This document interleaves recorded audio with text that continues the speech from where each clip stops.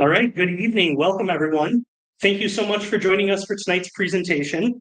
My name is Mark Klavach, and I'm here representing two of the sponsoring organizations for tonight's event, including the University of Wisconsin River Falls Sustainability Office and Hope for Earth. Our additional partners include the Kinnickinnic River Land Trust and the River Falls Public Library. Typically, this event in our Sustainability Speaker Series would occur at the River Falls Public Library, but as you may know, the library is currently getting remodeled. If you are interested in supporting the upgrades at the library, you can find more information on the Renew and Inspire Capital Campaign and Building Project on the River Falls Public Library's website. Before I introduce our presenter tonight, I want to share with you the next events in our Sustainability Speaker Series. So on Thursday, March 5th, right here in this room at 6:30 p.m., we have Mary Beth Lorbecki presenting on Alda Leopold, A View for All Seasons and Centuries. Then on Tuesday, April 7th at 6:30, also here in the North Hall Auditorium, we have Brooks Ostendorf from the City of River Falls presenting on Ensuring a Sustainable Future, Conservation, Parks, and the City's Resiliency Efforts. There are posters for those events on the tables just outside the auditorium if you would like more information on any of those. You can also find the information on the Hope for Earth website, the River Falls Chamber calendar, the UWRF calendar, or on the St. Croix Splash calendar of events. Without further ado, I would like to introduce tonight's presenter. Amy Souers Kober is a seasoned communication strategist and conservation advocate who leads American River's national communications and marketing initiatives. As Vice President of Communications, Amy oversees the organization's communications and marketing strategy, media relations, digital presence, and brand positioning. Under her leadership, American Rivers has significantly expanded its reach and influence, connecting with audiences around shared values and inspiring action for positive change. Throughout her career, Amy has successfully directed communications for numerous high-profile river restoration, protection, and clean water initiatives. She spearheads communication strategy for America's most endangered rivers, one of the conservation community's most influential and recognizable public engagement campaigns. Drawing from her experiences exploring rivers nationwide and collaborating with partners and local leaders, Amy brings passion and authenticity to her professional work that transcends traditional marketing. Amy holds a Bachelor of Arts degree from Trinity College in Hartford, Connecticut, and she lives in Portland, Oregon. Without further ado, let's welcome Amy. Move the microphone away from my face, just wave that you can't hear me. I've had such a wonderful day, and I want to thank this community, thank this university for welcoming me so much. It's been amazing talking to students. I see some of you in the room. Amazing conversations and questions, and talking to local community, river leaders. What an amazing river town you live in. I know communities across the country are jealous of what you have here in River Falls in terms of the Kinnickinnic River. And it's been a joy. So thank you. It's a gift to be here tonight to talk about rivers. Mark shared a little bit about my professional background, a little bit about me personally. So I'm a mom. I have two boys. They're 16 and 12. And my younger son, my 12-year-old, has been really into the show Stranger Things. I don't know if you've seen this on Netflix. And he was telling me, Mom, you got to watch this show. You got to watch this show. I'm like, no, I don't need to watch another show. It's scary. But he finally got me into it. And we've been watching it together. And the thing I love about this show is that it reminds me of my childhood, because I grew up in the 80s and a long time ago, right? And one of the core memories it has unlocked for me is just the amount of time we spent outside. My brother and our neighborhood gang of friends riding our bikes and exploring the woods. And I grew up in suburban Maryland. And beyond our backyard, there was an open space. And through that open space flowed a creek. And we just spent hours and hours on summer days down in that creek, finding bugs and turning over rocks and building new little rapids. And it was just the best. It's like such a core childhood memory. So fast forward to today, where I get to work at an organization called American Rivers. And we are dedicated to making sure every river and creek and stream in the country is clean and healthy for people and wildlife. So that is our bold vision for this country. I want to give a shout out to our local partners because at American Rivers, we don't do anything by ourselves. We believe that when it comes to speaking up for clean water and rivers, we really are stronger together. So shout out to the Kinney Land Trust, River Alliance of Wisconsin, the Wisconsin Wetlands Association, Trout Unlimited. We work with so many amazing groups here in Wisconsin and of course around the country. So I want to recognize that. I also want to recognize the tribal nations of this region that have always been stewards of the land and the water and continue to be. And we're proud to work with these tribal nations as they put forward a vision for how we can live with our rivers and our water going into the future. So in my talk this evening, I want to talk about why rivers and water matter so much to us. The title of my talk is Life Depends on Rivers. So all the different ways that rivers weave through our lives and our communities. I also want to talk about threats and challenges facing our rivers. There's a lot, but I don't want to dwell too much on that because what I'm really excited to talk about are solutions. American Rivers is a pragmatic organization, and we really believe in solutions-oriented thinking and bringing people together around a positive vision for what we all need in our lives.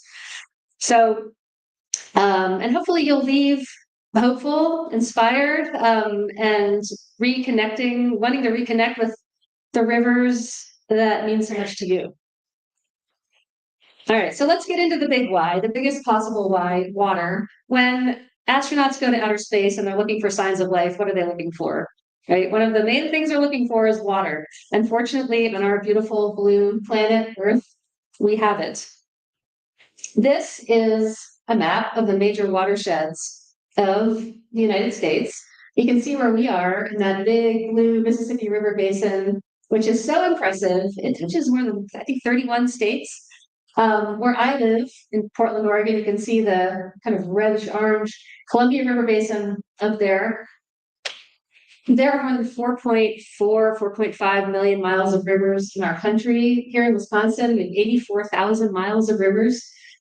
And when I look at this picture, to me, it looks like a circulatory system. Like I see the veins and arteries and capillaries, which kind of looks like my own body.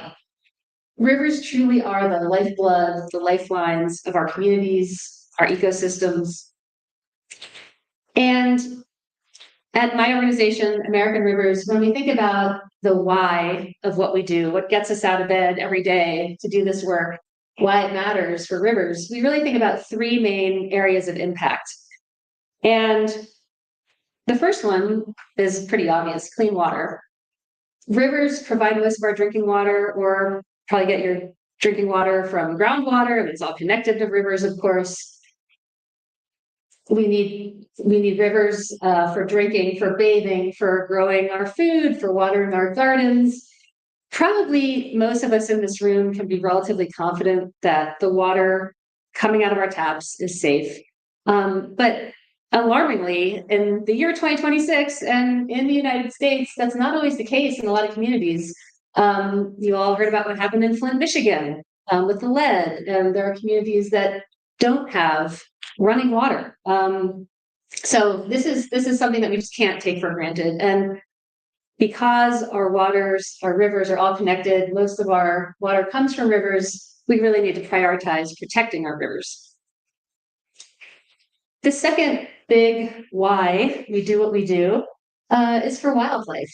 So if you think about this picture, if you don't have a healthy river here, you're not going to have the insects that this ecosystem needs, which means you won't have the fish, which means this heron disappears and the whole web of life collapses.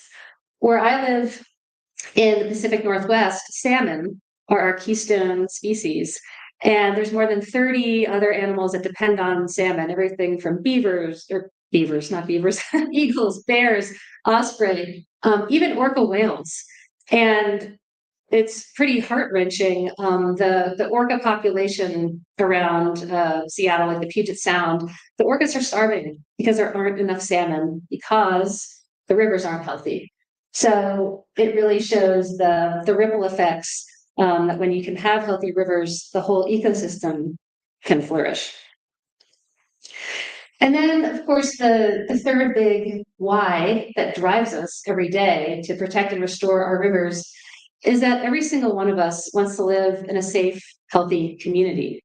It always comes back to us and people and what we need in our lives. So we all want a secure, sustainable drinking water supply. We all want to be safe from damaging floods.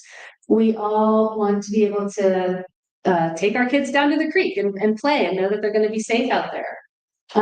We want to live in a place with economic opportunity, and healthy rivers can promote that. We want to live in a community where businesses want to come and attract employees.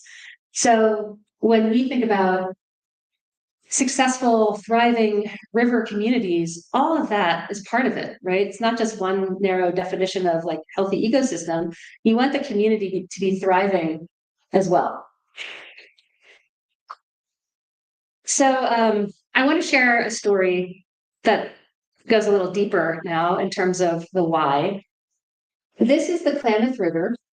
It flows from Southern Oregon through Northern California into the Pacific Ocean. And if you've heard about the Klamath, you know that it is the site of the biggest dam removal and river restoration project in the world. About 2 years ago, there were 4 dams that came down, and the dams were removed to bring the salmon runs back and to improve water quality. So this was a decades-long effort. My organization, American Rivers, was part of it, as were many conservation organizations. But the folks who really led this fight were the tribes who live on the river and have always been there. And the Karuk tribe is one of those tribes. And I learned something about the Karuk language. So in the Karuk language, they don't have words for the 4 cardinal directions. They don't have words for north, south, east, and west. The way they tell direction is by talking about where they are in relation to the Klamath River.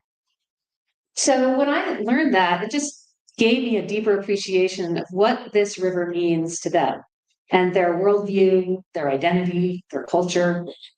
And I think it's important to remember that as we think about all the various reasons river might be important to a community. Throughout the day today, we've been talking obviously about rivers, and I've gotten to hear about people's personal connection to certain rivers. I bet most people in this room probably have a river or a water body that's especially important to you at some point in your life that really gave you something special. And maybe it's a memory from childhood, maybe it's something more recent. There's a great book called Blue Mind by Wallace J. Nichols. And I want to read this quote. The book is about the mental health benefits of spending time on water and how human beings are hardwired to connect with flowing water. So he writes, "We are beginning to learn that our brains are hardwired to react positively to water, and that being near it can calm and connect us, increase innovation and insight, and even heal what's broken." So I feel like we could all use more time for the water, right? Especially these days. Water is so powerful. And again, kind of closing out like the why of rivers. Yes, we want to talk about clean drinking water supply and flood protection and ecosystem services and all these things. And so important to just remember how important these places are to us personally. And every community has a different connection with rivers. And it's really important to honor that and listen to that and tap into that, because the vision for what a river can be in the future really does need to come from that community. Okay, so now we're going to get to the slightly depressing part of the talk. We're going to talk about threats and challenges, but we're not going to spend too much time here. But it is important because it makes the solutions part all the more impactful. So, as you know, I'm sure as you've seen, we asked our rivers to work really hard. We tap them and we drain them and we harness them for dam hydropower production. That's Hoover Dam on the Colorado River that you can see there. We ask our rivers to irrigate our crops. And fun fact, I actually had at our dinner that we went to, we had salad greens. And I heard this and I think it's true. When you eat salad greens in the wintertime, they are most likely grown with Colorado River water in California's Imperial Valley. So rivers are feeding us year round. We also ask rivers to power our industries and carry away our wastes. And rivers really are so much of the backbone of our economy, our industries, and that's an important role that they play. And when we ask too much of our rivers, there are consequences, not only to the river's health, but to us and our communities. So, as you can see there on the left, that is what's supposed to be the Colorado River Delta. The Colorado River is so overtapped, it no longer reaches the sea. It doesn't flow to the Gulf of California anymore. Although Leopold, the author, visited back in the day and called the Colorado River Delta the land of milk and honey. That's what it looks like today. So this is a river that we ask so much of it. 40 million people depend on it across 7 states. And there's ongoing collaboration among all those states to figure out a better future for this river. Another consequence we see when we're asking too much of our rivers or not managing them properly is flooding. I was talking to a colleague last week who is from Louisiana. She lost a home in Hurricane Katrina. And she was talking about how just the overall consequences of how the Mississippi River has been managed over the decades, how the river, among other things, doesn't carry the sediment anymore to build the coastline. And so she said in Louisiana, they say we either need to restore or retreat. Like those are the options they have because the coastline is diminishing because there's just it's not rebuilding. Another consequence of mismanaging our rivers, not living properly with our rivers is pollution. And you can see this is a picture of a fish kill.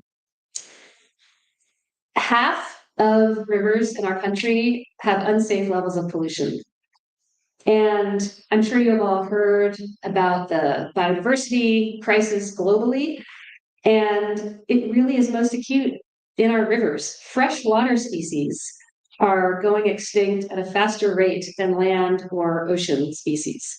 So we're just in danger of losing so much.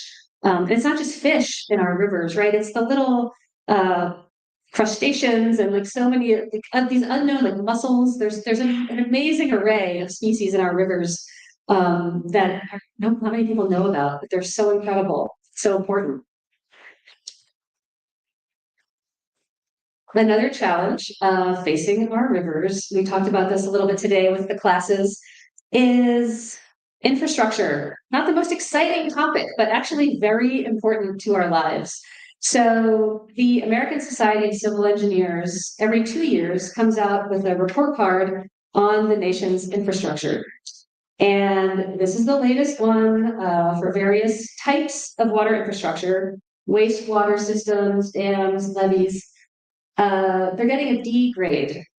And I will say when my 16-year-old comes home with a D on his report card, we need to have a conversation. So it's like, hey, we can do better. We can do this. So the thing about infrastructure is that most of the water infrastructure in our country was built 50 to 100 years ago. In some cases, more, right? 200 years old. And like anything, it needs maintenance. So a lot of our infrastructure is in disrepair. It's crumbling. This is a problem for people and river health.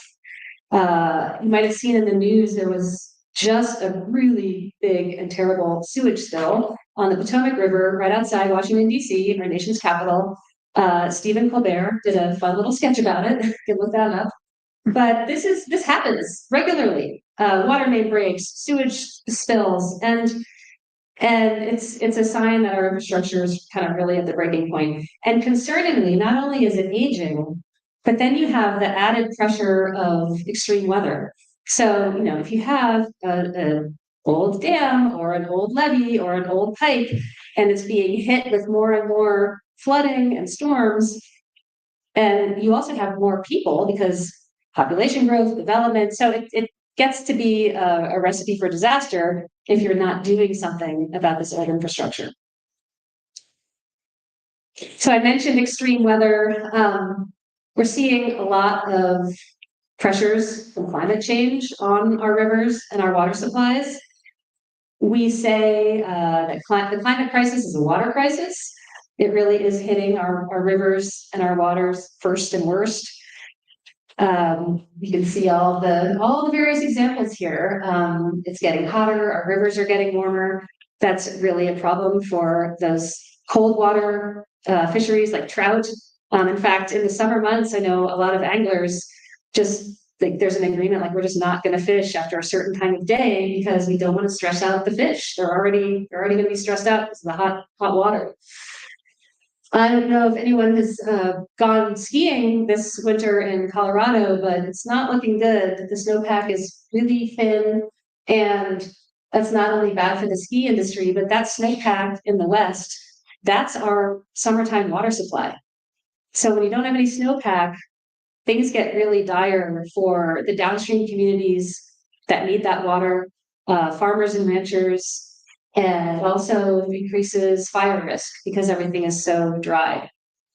So these are the impacts that are just realities now for communities across the country, and of course, people are experiencing it in different ways across the country. And we've seen hurricanes hitting the southeast. I had a colleague who lives in North Carolina who lived through Hurricane Helene and kind of saw firsthand the damage to her community and the rivers there. So this is real for so many people.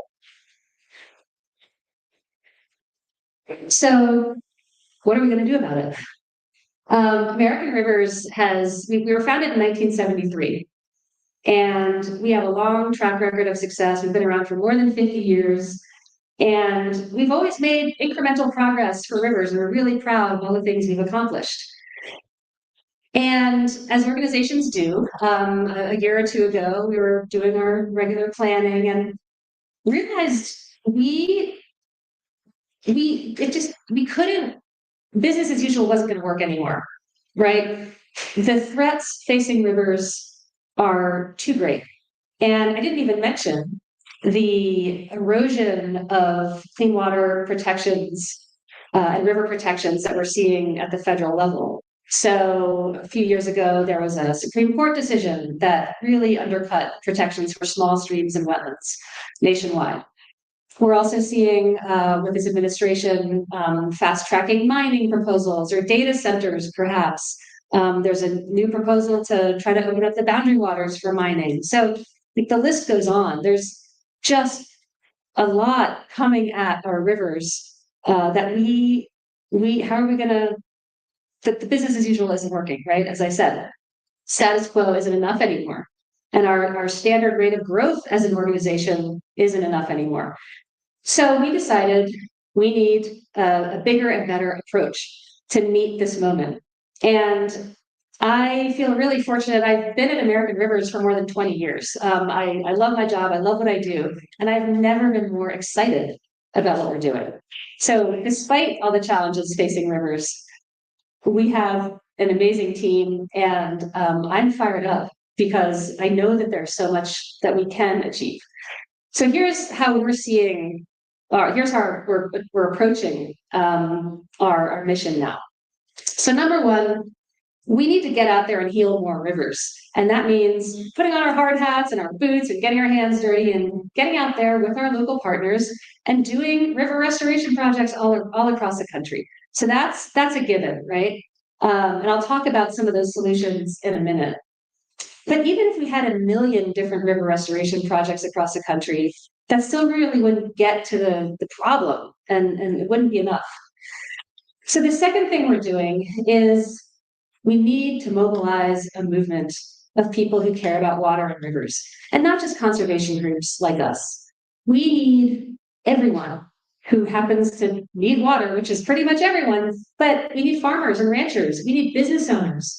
We need frontline community advocates because we can't do this work alone. And there are so many incredible projects. I mean, I've heard about some of them today out in your community, but we need that connective tissue across the country to really connect all these different individuals and groups because we are more powerful together.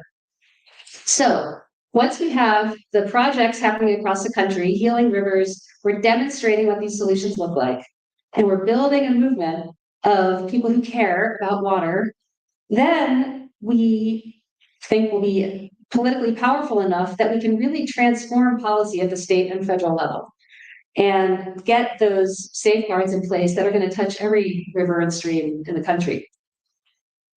None of this is going to happen overnight. This is a big job. But hopefully in a decade, maybe a little more than a decade, we'll be able to make some progress on that policy front. And along the way, of course, we've got to play a lot of defense as well. So it's both. So now I'd like to take you on a little tour across the country to see some of these examples of projects that are giving me hope and that really do bring these multiple benefits to our communities. So yes, they're absolutely about the river and the health of the river. And they're also bringing all kinds of wonderful things to the people who live there. So we're going to start in Wisconsin. I'm going to take a little tour and then we'll end up back here. I think I have 4 or 5 examples. So this is Black Earth Creek. This is an example of a floodplain restoration project. And this creek flows into the Wisconsin River. And one of the things we've seen on so many rivers nationwide is that in terms of flood protection, is that we think we're, decades ago when we were changing the way these rivers flowed, we thought we were helping. We thought, by channelizing the river, straightening it, hardening its banks, that's the best way to protect a community from flooding. And then in a lot of cases, we realized, that wasn't the best idea. It's actually going to be a lot better for the river and the people who live along it if we can give that river a little more room, if we can let it flow and change. Rivers are meant to be dynamic. If you can reconnect a river with its floodplain, that floodplain can store and absorb those floodwaters, so that maybe we're keeping those floodwaters out of a nearby community. So this is an example of that. I believe it's ongoing. You can see it. That's a log in that picture there. They put a giant log to start creating some habitat. So the benefits here, of course, are better flood storage, and it's also creating wildlife habitat. There's also some good public access along this river. So this is a great example of the kinds of floodplain restoration projects that we're seeing all across the country. And of course, every river is different, right? Every community is different. So there's never a one-size-fits-all solution. But what we like to do at American Rivers is share with communities, here's what's working and really work with them to customize what's going to be best for their situation. And we didn't actually work on this. This was from partners at Wisconsin Wetlands Association. They shared this great example with us. This is a project that we did, American Rivers is working on and trying to promote this kind of thing in cities all across the country. So this is a great example of urban green infrastructure. This is in Grand Rapids, Michigan. And as I'm sure you've seen, when you visit any city, cities are all about pavement, right? It's roads, it's parking lots, it's rooftops. And when it rains, that water hits that hard surface and it runs off quickly into the closest stream, usually carrying a big slug of pollution with it because it's running off the dirty street. So with green infrastructure projects like this, we are building swales with curb cuts, rain gardens, green roofs. And I know you have rain gardens on campus here, so you're doing this too. And it can hold that water, it can filter out the pollution before it hits the stream, it can create some great pollinator habitat, and it's also beautiful. I mean, if you live in a really urban area, it's nice to have this oasis of green in your neighborhood. And especially as temperatures get hotter and hotter every summer, these green spaces really can help cool off that neighborhood as well. So projects like this are being really successful, not only in Grand Rapids, but in Milwaukee, Tucson, Arizona, Philadelphia. A lot of cities are adopting this because it's cost effective. That's the other piece that is so important to remember. These solutions save cities money. So they just have, it's like a win-win times five, like so many benefits to these green infrastructure projects. So next stop on our tour is the Colorado River headwaters, and the story is about beavers. And it's funny because we were talking about beavers earlier today, and I was, singing the praises of beavers, but someone was talking about how, well, no, they're not that great because they, in different ecosystems, we might not want beavers to come back. So anyway, in the Colorado River, the mountain meadows, we love beavers, and we're actually reintroducing beavers to these places because they can really help restore an ecosystem. In a lot of these places, beavers were trapped out of existence decades ago for their fur. And that left a real hole in the ecosystem. So we're bringing beavers back to these places because what do beavers do? They build dams, they build lodges, and in the process, they slow the water, they create wetlands, and they create a much spongier, wetter environment. So number one, well, of course, that's good for the ecosystem, right? The wildlife thrives in these restored places. But for people, it means, number one, there is better downstream water supply in the summer months. So that water can seep more slowly into the ground, feed the local streams and rivers, and get to those communities downstream. Having beavers on a landscape also can be really helpful for fire protection because we're creating these wet oases in the forest, and the fire can't spread as easily. So as we see increased wildfire risk, the beavers can be wonderful partners in protecting these places. Now we're going to head over to the East Coast, Maryland. This is the Patapsco River. And this is an example of removing an outdated, unsafe dam, which is something we're seeing communities embrace all across the country. So the Patapsco River is a tributary of the Chesapeake Bay, and the bay is such a globally important ecosystem. There's been so much money invested in Chesapeake Bay restoration. And the Patapsco River as a tributary is really important for the bay's fisheries. This river also flows through Patapsco Valley State Park. So really important local area for families coming to go have a picnic, to play with their kids in the river, go fishing. And this dam you see on the left was called Bloody Dam. It was removed several years ago. And one of the main benefits was restoring fisheries. So that's a really important part of restoring the whole Chesapeake Bay ecosystem. Another really important benefit to taking down this dam was the fact that at least 7, maybe 9 people drowned at this dam over the years. It looks like a fun place to play, right? It looks like a pretty waterfall. Maybe you want to walk along the top of it. But really dangerous. And the thing about these dams that have that uniform flow, they create a really dangerous recirculating hydraulic at the base. So really dangerous if you're fishing, if you're kayaking, do not go near it.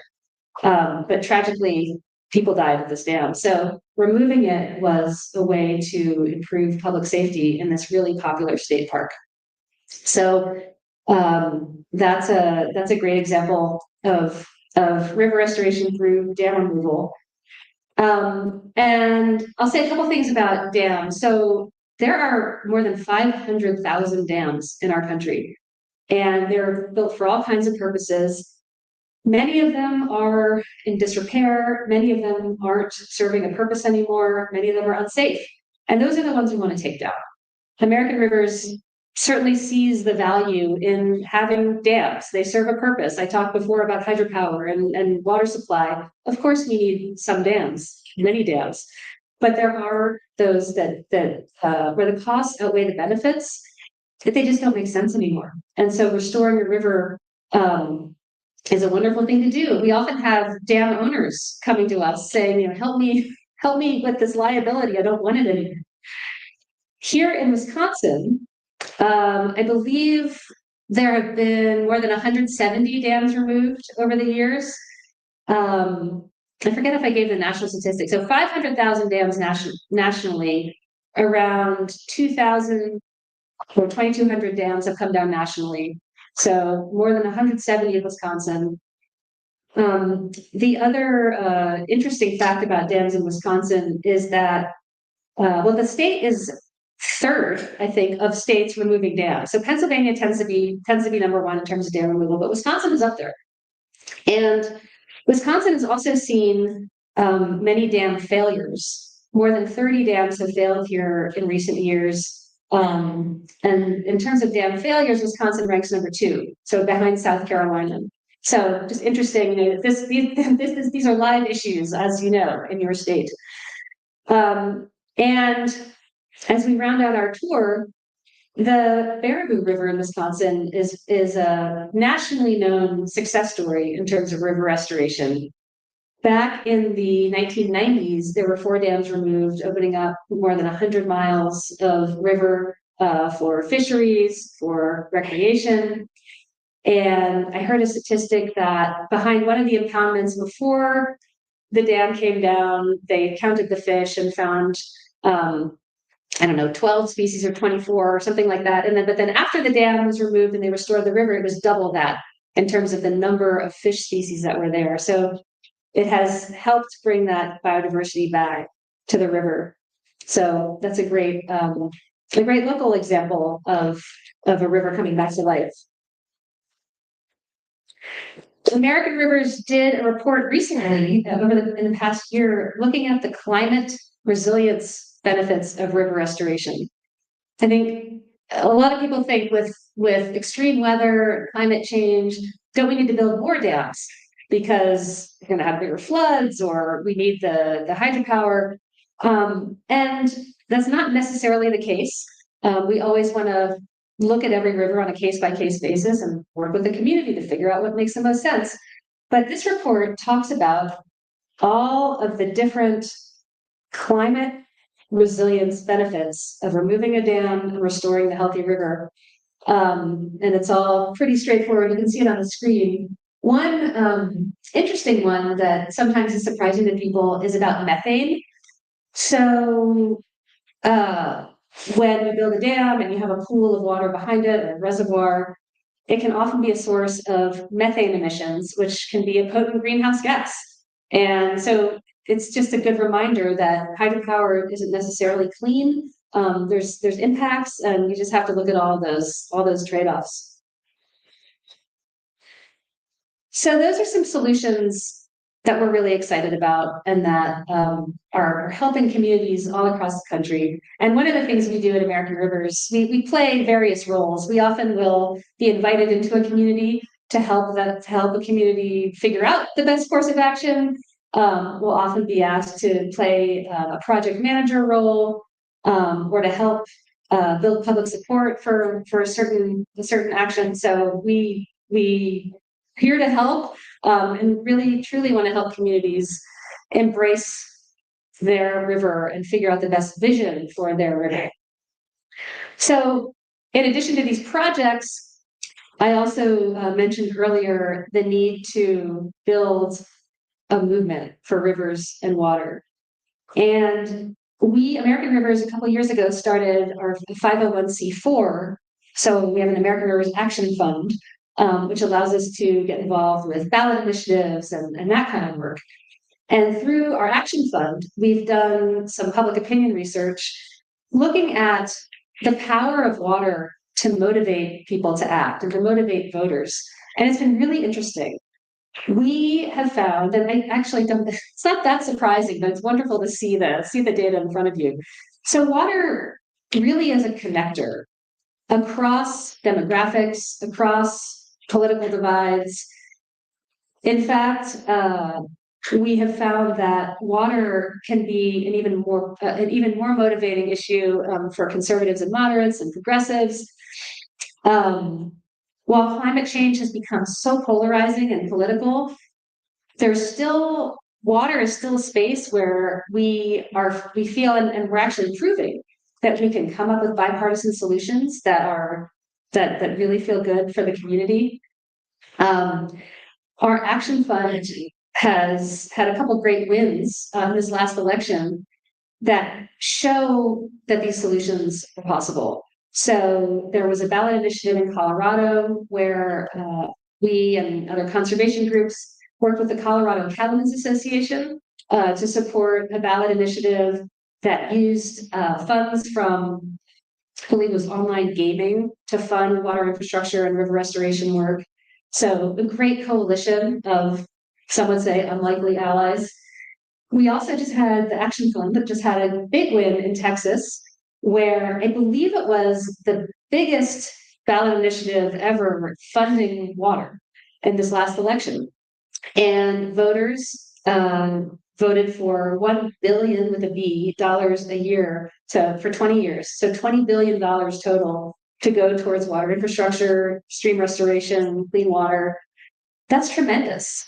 So what we want to do is replicate these wins in other states across the country, and not only for the benefit of those rivers and those local communities, but also demonstrate to our leaders in federal government that there is a desire for this, that there's support for this, and use that momentum to create that long-term change that we need. So let's see, past this. And this is a QR code if you want to sign up for our alerts and updates. We really do encourage folks to get involved with American Rivers. You can also go to americanrivers.org/sign up if you want to sign up for our news alerts and get connected to our regional office here. Our regional director lives in Michigan, but she covers this region, and really excited to be part of the future here, and I'd love to take your questions. I would love to hear what you think about your own rivers and how American Rivers might be able to help. Yeah, go ahead. Do you want to? Okay.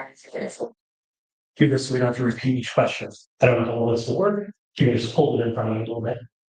When it comes to mobilizing a movement, what is the largest challenge you see, and how do you overcome it?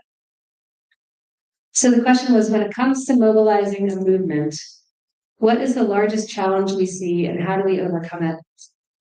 That's such a good question. I think with water,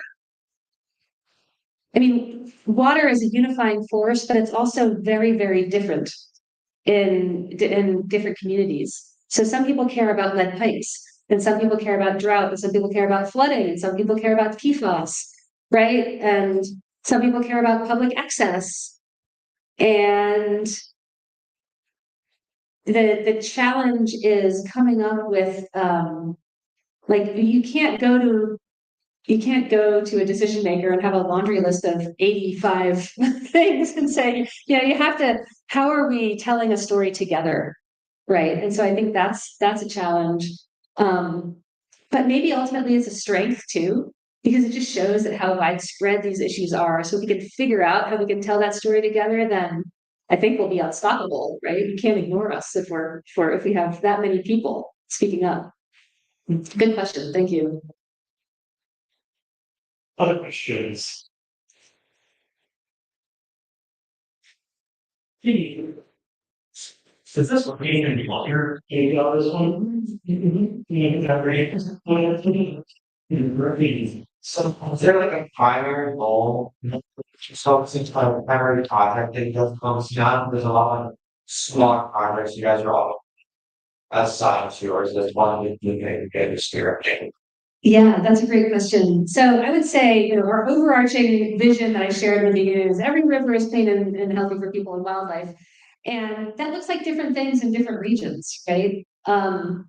In one region, it might be we need to protect this one specific river. In other regions, it might be we need to work with these 5 cities to make sure that they're improving their infrastructure. So it really is tailored to the local communities.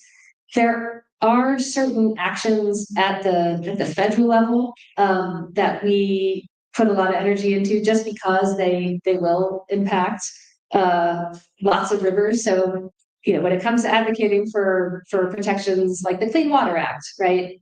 That's something that touches every river across the country. So yeah, maybe a little bit of both.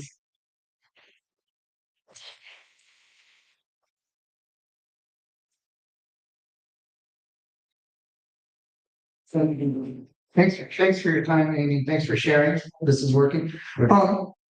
Question I have that came up about reasons why, to remove dams, aging infrastructure, not serving the purpose anymore, et cetera. In your experience, what sort of things have you come across or arguments or, justified rationale for keeping a dam have you seen? It's like, let's keep this. This is actually doing X, Y, and Z. Can you share that? Yeah, that's a great question. Thank you. So the question was, when would we decide that, like that dam really actually needs to stay in place? So that has come up in certain rivers where maybe there was a lot of mining upstream in the watershed, and so the sediment in that reservoir is contaminated, and you don't want to release that downstream. I'd say that's actually pretty rare. We've removed, like I said, like more than 2,000 dams all across the country, and so for the most part, it's okay. But there are those cases where that's not a great idea, and maybe you need to be really expensive to truck out that sediment and dispose of it safely. So that could be an issue, but again, rare. Also, though, we have worked with communities like the Yakima River Basin in eastern Washington. The Yakima River is a tributary of the mighty Columbia, and it's an area rich in agriculture, lots of farming and ranching, lots of orchards, Washington apples. And the Yakima is also a very important salmon river. And then you have the Yakima Nation, tribal nation. So like many interests and angles using this river, on this river. And American Rivers was part of a collaborative solution on this river, looking at drought, water supply, and salmon recovery, and like so many challenges. There, as part of this collaborative plan, one of the pieces of the plan was to remove a dam. But we also decided that another dam in the watershed needed to be raised, made higher. So as a balance, working with realizing the community still needs water supply. How are we going to restore salmon and provide the water supply so you can, have these compromise situations where everybody gets something. So we like to see that when everyone can win.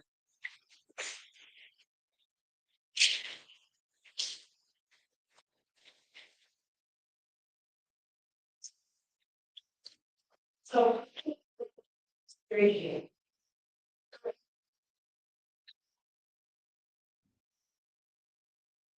Is there any ongoing maintenance? That's a great question. Yeah. So the question is after a restoration project, is there ongoing maintenance that happens? I'd say yes, hopefully, if there's funding, we try. Earlier with students, we were talking about data collection and how important it is to collect data on a river before, during, and after a restoration project. So you can really track the impact. You can make sure that you are making the impact that you said you were going to make. And you can also tell a story and learn. Like, we're learning from everything we do, and we want to apply those lessons to the next project, so we all get better at this work. So yeah, the data collection is a big piece. Ongoing monitoring and maintenance, especially with with fisheries and everything else. And American Rivers might not do that work, but our local partners will, or the local natural resources agency might do that. So, but yes, it's definitely part of the puzzle. Any other questions? Thank you, Steve. What has been the most effective way you found dealing with opposition groups to your projects? You know, that's a great question, and this actually came up in one of the classes this morning. We talked about listening, and it's definitely something that we do at American Rivers, but it was wonderful to hear the students talking about it too. You know, everybody comes at these issues with their own reasons and their own history and their own perspectives. And I just think it's important to honor that, and listening to the why, you know, why someone feels a certain way, and making sure that all the voices in the community are heard, but also being clear about what our, like, if, for example, if we American Rivers are advocating for a dam removal, be clear about why. It's not just because we want to tear out a dam, you know. It's about why we think that is a good idea for the river, for the community, what benefits it will bring. It's actually not about moving the dam at all. It's about returning a healthy river. So it's almost like flipping the conversation. What are we gaining? What do we stand to gain? And having that conversation, sharing stories of what other communities have experienced, because they always say like, nothing is new under the sun. I mean, communities have been having these conversations all across the country. And so learning from those experiences. But also, I would also say just being very honest. Yes, there are trade-offs. I mean, like, yes, if there is change, right? And being very honest about what that could look like, how long it might take for the river to restore itself. So I think listening, being honest about the trade-offs, and ultimately, like, it really, like I said this before, it really is the community that needs to have the vision for the river. And so we American Rivers can be part of those conversations, we can be helpful, but also making space for the community to make that decision, right? Yeah.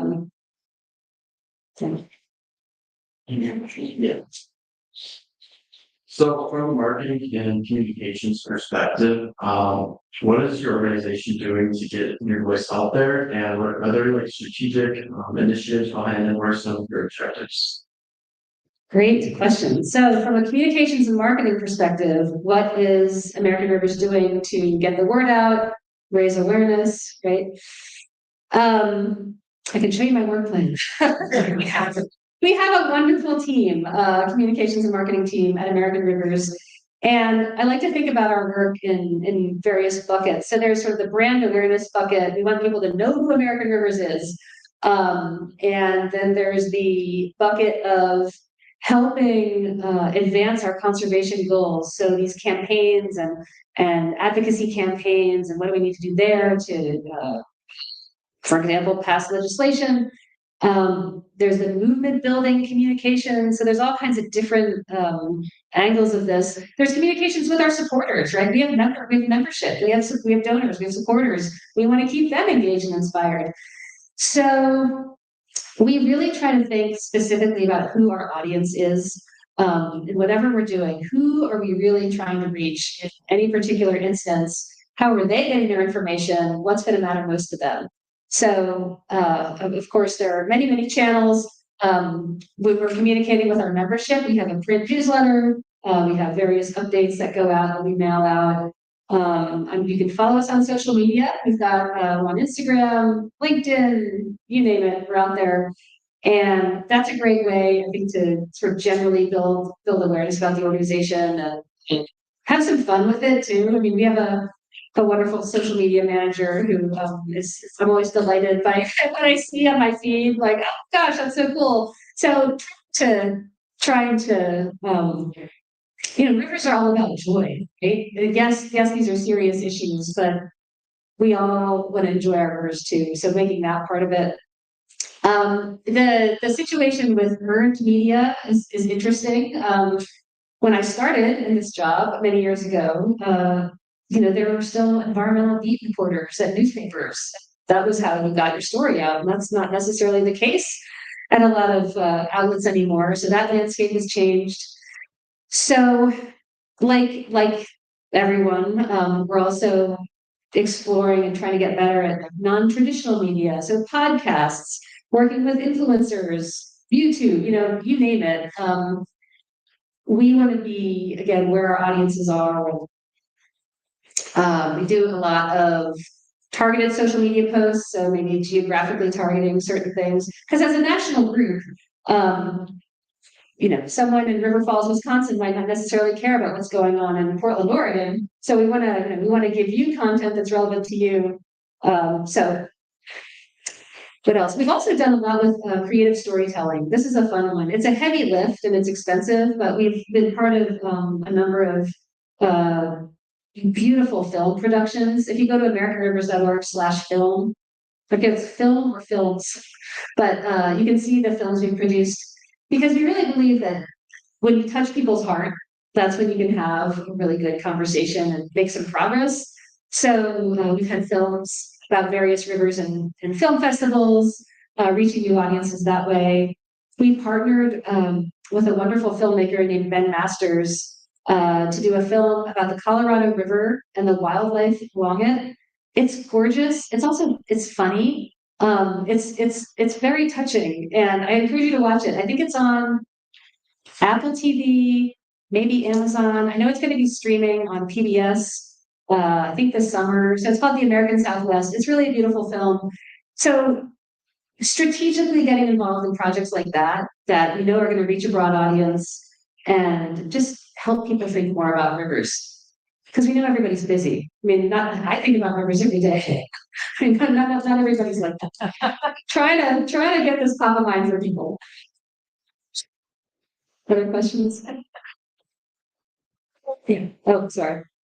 I know you talked a lot about dam restoration and things like that, which would obviously like very much so. Are there any big projects or things that you do that where you are very directly working with freshwater species, or is it more so um the side benefits of the main?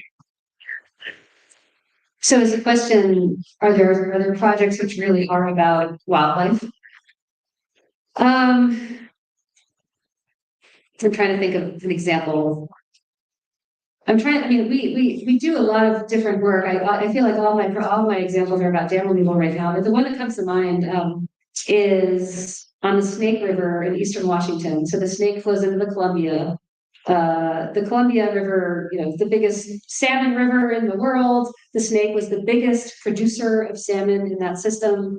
And there are 4 dams on the lower Snake River that were built in the late 60s and early 70s that really have decimated salmon runs. And if we're going to save these fish, those dams need to come down, in addition to other restoration activities across the basin. But that really, it's about saving salmon.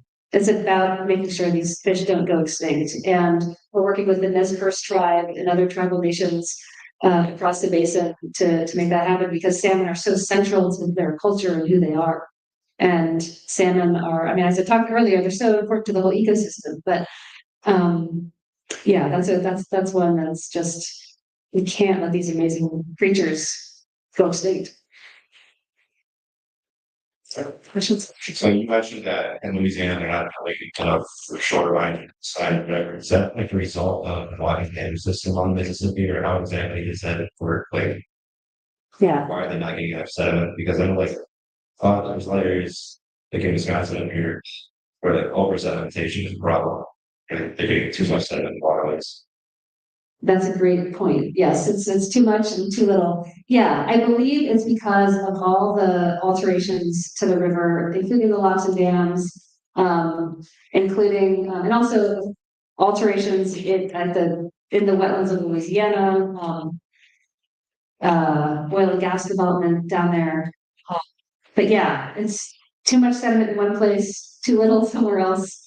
The whole system's a little out of whack. Yeah. All right, I think we will wrap it up there. Just a couple quick additional things. As I mentioned at the beginning, we have several presentations coming up later on in the year. There's flyers out there. A shout out to Grace Caggio for making this connection possible today.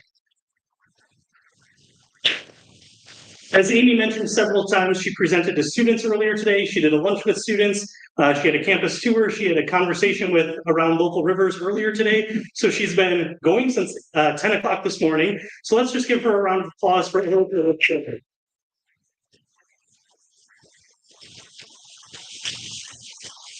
All right. Thanks, everyone. Have a good night. Thanks a lot.